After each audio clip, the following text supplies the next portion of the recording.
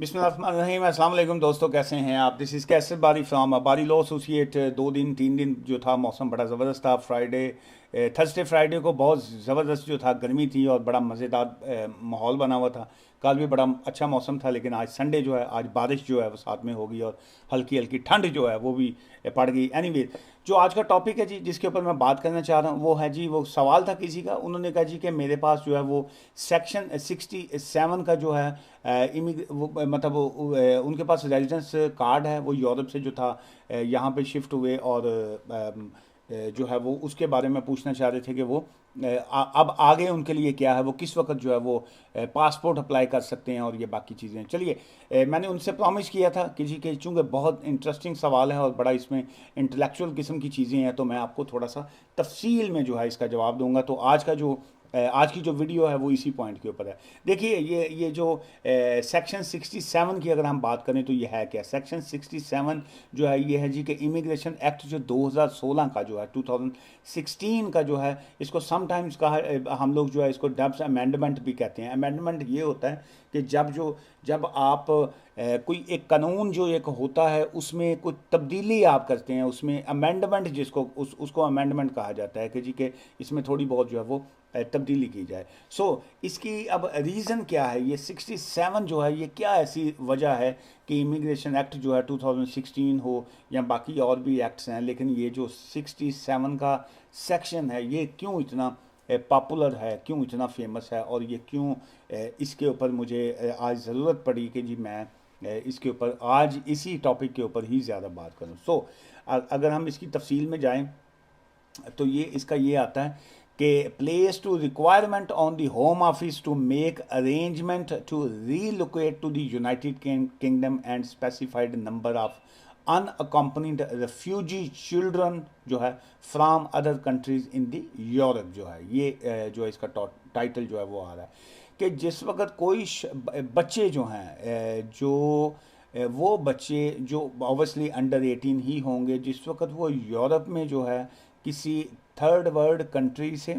या किसी भी ऐसे कंट्री से जिस वक्त वो यूरोप में एंटर हो जाते हैं, और एंटर होने के बाद जो है वो वहाँ पे असाइलम जब वो क्लेम करते हैं, या वो जो इमिग्रेंट्स होते हैं जिनको रेफ्यूजी कहा जाता है, और वो बच्चे जो हैं जब 18 साल से कम उम्र के बच्चे, और सेकंड ये जो वर्ड उसमें इस्तेमाल किया गया उसको कहा गया unaccompanied refugee children. Unaccompanied mean वो बच्चे जिनका वाली वास कोई नहीं होता, जिनके साथ कोई बड़े नहीं होते। जैसे अनफॉर्चुनेटली ये जो 3 दिन पहले 3 डेज पहले लीबिया से जो था एक बोट आ रही थी, जिसके ऊपर मैंने यस्टरडे एक वीडियो अपलोड की कि 79 लोग जो हैं जिनकी डेथ हो गई, और बहुत से लोग जो हैं अभी तक हॉस्पिटलाइज्ड हैं। उसमें भी जो है न्यूज़ आ रही है कि जी कि काफ़ी लोग उसमें उनकी भी डेथ हो गई है। बहुत से लोग जो थे वो पाकिस्तान मीरपुर साइड से भी थे। अनफॉर्चुनेटली बहुत अफसोस हुआ। अच्छा, अब अगर उनमें से कोई फैमिलीज थी या कोई ऐसे बच्चे जो थे, अगर वो उसमें जो था बच्चे अगर सेफ रह गए, ठीक है, ये मैं कल के वाकया के हवाले से नहीं कह रहा हूँ, मैं एक जनरल बात कर रहा हूँ कि जब कोई इस तरह अंडर एज बच्चे जो आ जाते हैं। अच्छा, बहुत से केसेस में यूके में या यूरोप में जो लोग केस फाइल करते हैं तो वो जानबूझ के कोशिश करते हैं, पहले करते थे कि जी कि हम अंडर एज हैं, चूँकि वो ताकि उनको बच्चों के सेल में रखा जाए, बच्चों की जो रिफ्यूज सेंटर हैं वहाँ पे रखा जाए, और बच्चों को जो था केसेस उनके जल्दी उनको स्टे मिल जाता था। लेकिन उसके वो लोगों ने फ्रॉड और जालसाजी इतनी स्टार्ट कर दी कि उन्होंने वो उनका बच्चों का जो था, जो कहते थे कि जी हम अंडर एज बच्चे हैं, उनकी भी इन्वेस्टिगेशन स्टार्ट कर दी। जैसे उनका डीएनए लेना स्टार्ट कर दिया, उनके जो दांत हैं, टीथ जो हैं, उसका वो टेस्टिंग शुरू कर दी। फिर उनके बाल और बाकी बॉडी के चीज़ों से अंदाज़ा लगाने के लिए, चूँकि बॉडी में, इंसान की बॉडी में कहते हैं दांत एक ऐसी चीज़ होती है, टीथ जो होते हैं, वहाँ से उसकी एज का जो है वो पता लगाया जा सकता होता है थ्रू टेस्टिंग जो है। उसमें वो था कि जी कि क्या ये बच्चे वाकई अंडर एज हैं कि नहीं। अच्छा, जो अब अंडर एज बच्चे होते थे, फिर उसके बाद ये है कि जो अनअकम्पनीड हैं, जिनके साथ उनका कोई बड़ा नहीं है, सो उन बच्चों को जो था रीलोकेट करने के लिए कि जी कि वो जब बॉर्डर के ऊपर आ गए और वहाँ पे क्लेम हो गया, चाहे किसी भी बॉर्डर पे आ गया, तो उसमें यह है कि वो बच्चों का फ्यूचर जो है वो क्या होगा, कितने बच्चे जो हैं वो यूके ले लेगा, कितने बच्चे जो हैं वो फ्रांस रख लेगा, कितने बच्चे और बाकी कंट्रीज़ में डिवाइड हो जाएंगे, ताकि उनको एक अच्छा फ्यूचर जो है वो दिया जाए। ये जो सेक्शन 67 है, इसमें ऑब्वियसली इसमें और भी बहुत तफसील आ जाती है, मैं सब आपको बेसिक एक इन्फॉर्मेशन दे रहा हूँ कि ये इसमें क्या आ जाता है। इसमें यही है कि वो बच्चे जो अंडर एज हैं, अनअकम्पनीड बच्चे होते हैं, उनकी रीलोकेशन के लिए जो है वो यूके जो है वो जब वो बच्चों को लेता है अपने पास, तो उसमें ये कहा जाता है कि हम इनको रीलोकेट करके यूके में लेके आएंगे, ताकि they can have a better future जो है वो इनसाइड द यूके। ये जो सारा अमल है, ये जो सारा एक्ट है, ये सेक्शन 67 जो है ऑफ द इमिग्रेशन एक्ट 2016 जो है, ये उसके मुताबिक जो है वो किया जाता है जी। अच्छा, इसमें फिर ये आ जाता है कि the government has committed to transferring 480 children जो हैं from France, Greece and Italy under section 67 जो है। लेकिन इसमें टाइम टू टाइम और मुख्तलिफ चीज़ें जो हैं वो अप डाउन जो है वो चलते रहते हैं कि इसमें मज़ीद अगर तफसील में जाएंगे तो बात लंबी हो जाएगी। अच्छा, अब एक तो वो चीज़ आ गई जी, ये जिसका मैंने आपको बेसिक इसका कहा कि इसका बेसिकली 67 का जो है ये इसका कॉन्सेप्ट जो है वो है क्या। अच्छा, इसी को अगर हम थोड़ा सा और इसकी डिटेल्स में जाएं तो इसमें आ रहा है जी कि सेक्शन 67 ऑफ इमिग्रेशन एक्ट 2016 जो है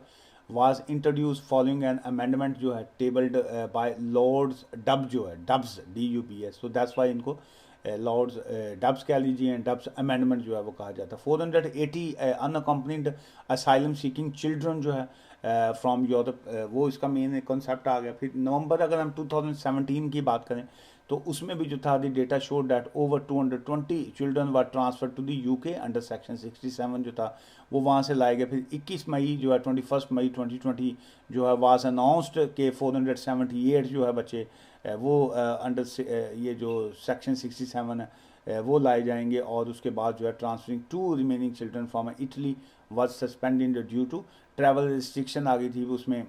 कोविड का ज़माना था उन दिनों, उसकी वजह से थोड़ा बहुत जो था वो फ़र्क आया कि कम बच्चे जो हैं वो लाए गए, लेकिन वहाँ पे उनको तमाम फैसिलिटीज़ जो थी वो प्रोवाइड की गई। अच्छा, अब इसमें जो मज़ीद इसमें चीज़ें जो आ रही हैं उसमें यही है इन शॉर्ट कि जी कि क्या ये बच्चे जो हैं इनका लेट्स से वो कितना टाइम जो है इस सेक्शन के ऊपर रह सकेंगे, जो वो भाई साहब ने सवाल किया था। देखिए, उसमें जिस वक्त आप ये नॉर्मल रेफ्यूजी स्टेटस वाली ही सिचुएशन होती है कि टेक्निकली तौर पे आपको ये रेफ्यूजी स्टेटस ही इसके ऊपर मिलता है। उसमें ये है कि आपको डायरेक्ट रिफ्यूजी स्टेटस मिलता है एज अ अडल्ट कह लीजिए। बाकी इसमें यह है कि ये आपको सेक्शन 67 वाला कहा जाता है, लेकिन इसमें भी यही है कि जब आपके 5 साल जो है वो मुकम्मल हो जाते हैं, 5 years, when you complete your 5 years जो है, सो देन जो है वो आप को ILR जो है, इंडेफिनिट लीव टू रिमेन जो है वो आप उसके लिए अप्लाई कर सकते हैं जी। और ऑब्वियसली वो जो ILR है वो मिलता है, और जो बाकी फैसिलिटीज़ होती हैं जो एज आ रेफ्यूजी या एज आ असाइलम सीकर जो है वो मिलती हैं, जैसे अकोमोडेशन आ गई, बच्चों की एजुकेशन स्कूल की, अगर वो स्कूल कॉलेज जहाँ पे भी वो जाना चाह रहे होते हैं उनको वो तमाम फैसिलिटेट जो है वो किया जाता है जी। और साथ में ऑब्वियसली अकोमोडेशन है या बाकी चीज़ें जो है वो तमाम वही मिलती हैं जो बाकी केसेस में जो है या बाकी रेफ्यूजियों को मिलती हैं। सिर्फ इसमें डिफरेंस सिर्फ ये आ जाता है कि यूरोप के किसी तरफ जो है बॉर्डरों पे या बाकी तरफ जो है उन्होंने केस किए होते हैं, और वो जो कैंप्स जो बने होते हैं, रेफ्यूजी कैंप्स कह लीजिए या मुख्तलिफ जो रिफ्यूज सेंटर जो होते हैं, वहाँ से जो है वो इनको यहाँ पे लाया जाता है। ये थी जी बेसिक सी इंफॉर्मेशन सेक्शन 67 के हवाले से जो भाई साहब ने पूछा था। तो उसमें आई थिंक कि मुझे नहीं पता अब एक्चुअल आपका पॉइंट ऑफ व्यू था क्या, लेकिन उसमें मेन यही है कि अगर आप यूके में ऑब्वियसली हैं, आपको सेक्शन 67 का आपको अलाउ किया गया है, तो जब आप का ILR आपको मिलेगा एज अ रेफ्यूजी जो है, आप ज़ाहिर है ट्रैवल कर सकते हैं। लेकिन अभी भी अगर आपको डायरेक्ट रेफ्यूजी स्टेटस उसके ऊपर लिखा हुआ है तो ट्रैवल रिस्ट्रिक्शन अभी भी नहीं है। तो उसमें चूँकि मैंने आपकी फ़ाइल एग्जैक्ट देखी नहीं है, सो मज़ीद उस पर मैं अब आपको मैं और क्या बताऊँ। तो उसमें यह है कि बेसिक सी इन्फॉर्मेशन मैंने आपको दे दी, लेकिन इस तरह के जिनके केसेस होते हैं मैं उनको ऑलवेज़ यही कहता हूँ कि ऑलवेज़ बेस्ट थिंग इज़ कि कॉल कीजिए, या ऑफिस के नंबर पे कॉल करने के बाद या हमारे ईमेल एड्रेस के ऊपर ईमेल करने के बाद जो है अपॉइंटमेंट बनाइए, अपनी कंसल्टेशन की फ़ीस पे कर दीजिए, और उसके बाद अपनी फ़ाइल हमें चेक करवाने के बाद जो है वो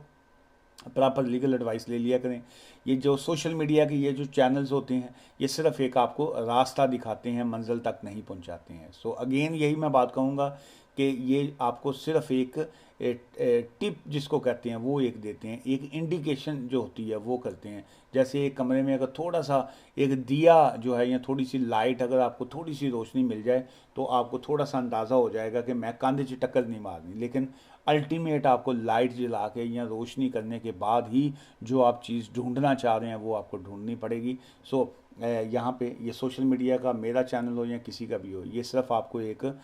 आइडिया देता है। So always advisable legal consultation जो है वो बुक कर लिया करें। और सेकंड ये है कि वीडियो को आगे शेयर कर दिया करें, और ताकि बहुत से लोगों को जो है वो मदद मिल जाती है। और कमेंट्स नीचे लाजमी किया करें आप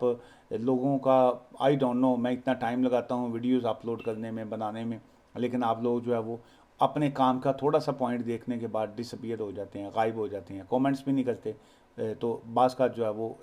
आपके ऊपर मुझे थोड़ा अफसोस भी होता है। एनीवेज, दुआ में याद रखिएगा जी। टेक केयर, थैंक यू, खुदा हाफिज़।